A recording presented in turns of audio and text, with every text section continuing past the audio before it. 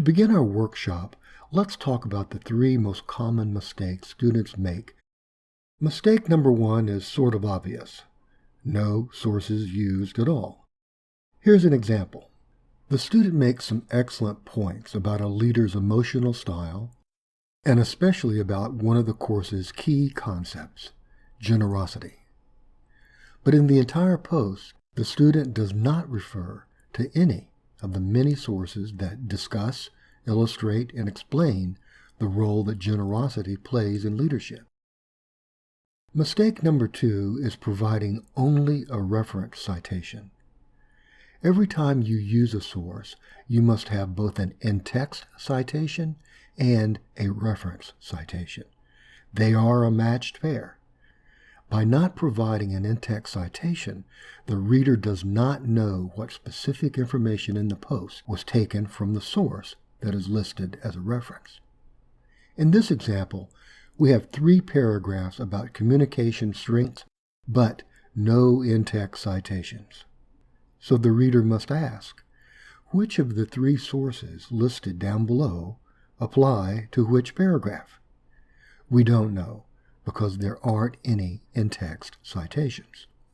To fix this DQ post, we must add an in-text citation to the sentence or sentences that contain information from the sources that we're using.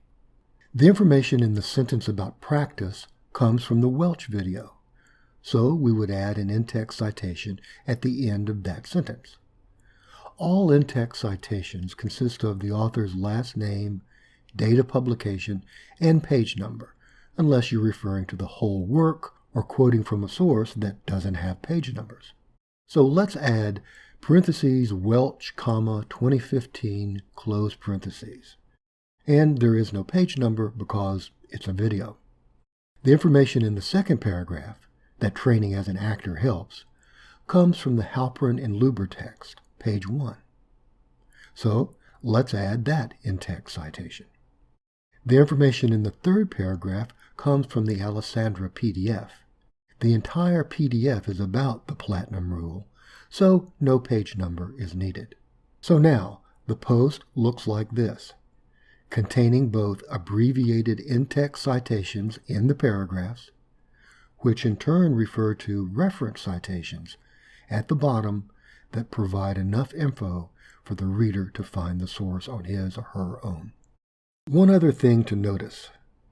An in-text citation can only apply to the sentence it is a part of. That's right.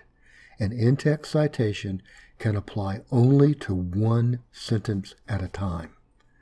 That raises the question, how many times must I cite a single source in one paragraph? The answer is, as many times as you use that source. If you use the same source 3 times in one paragraph, you must cite it 3 times in that paragraph. Here's an example.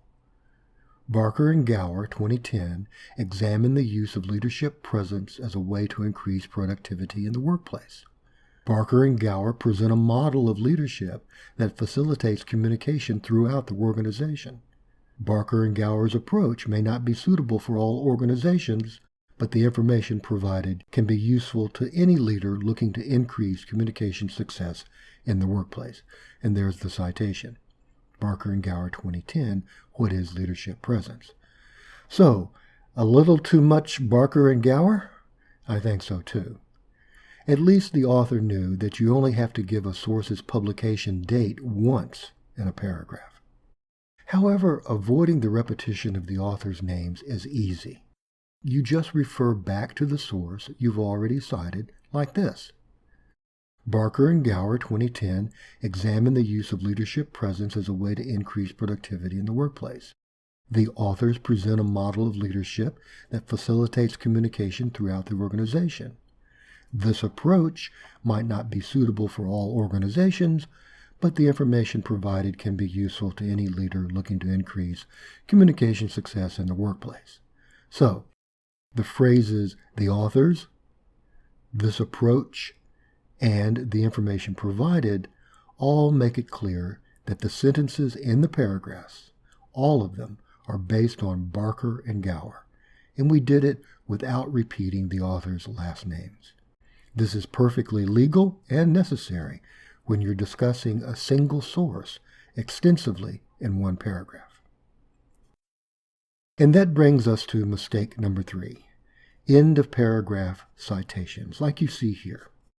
When an in-text citation comes at the end of a paragraph, the reader really doesn't know for sure if the citation refers only to the last sentence of the paragraph or to all of the sentences in the paragraph above it. So you want to avoid an end of paragraph citation unless it makes exactly clear which sentence or sentences are being cited. Now let's fix it. Notice how the use of the source has been integrated into the paragraph, and it's clear the citation refers only to the last sentence. Keep in mind that there are 2 and only 2 ways to use a source whenever you write. 1, you can quote from it, or 2, you can rephrase it in your own wording. Now, regardless of whether you quote exactly or whether you rephrase it into your own wording, you must always cite the source. Here are some examples. The first one is a quote, so obviously there is an in-text citation. Now notice 3 things.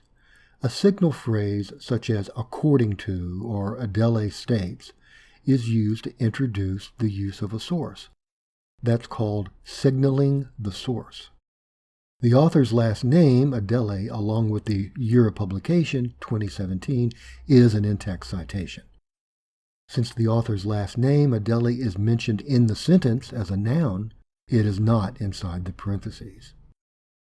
And finally, a page number is used if the information comes from a specific part of the source.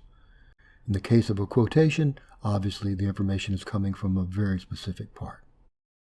Now, if we rephrase the quote from Adele into our own wording, we still must provide an in-text citation, as you see here.